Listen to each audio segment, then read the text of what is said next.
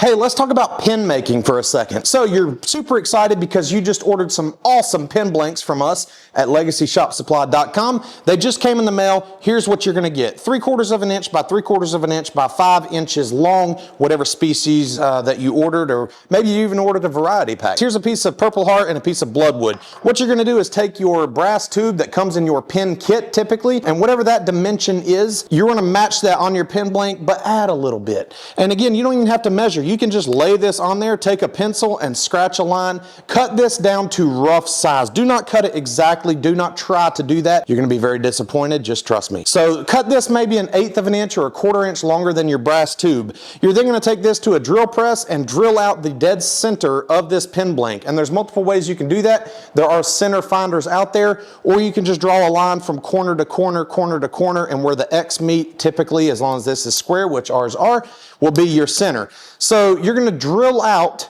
whatever size diameter your brass tube is. And I'm not going to tell you the size because frankly, that's going to depend on which pin you're trying to make and which pin kit you have. Read the instructions with the pin kit and it will tell you what size drill bit to use. So you have your hole drilled out, then you're going to scuff up this brass tube. The glue is going to stick better if it's a little bit rough. And then you can either use epoxy or cyanoacrylate, CA glue, and you're going to put this tube, glue it in place. Once the glue dries, and do give it time to dry, obviously your blank is going to be larger than your brass tube. So then you're going to use a reamer with a squared end tool, and you can find those online or at major big box wood craft stores, and you're going to bore that, ream that out and get a square end. Then it's ready to go on your lathe with bushings. The biggest thing is you do not want your bushings to be resting on the wood. You want it to rest on this brass piece.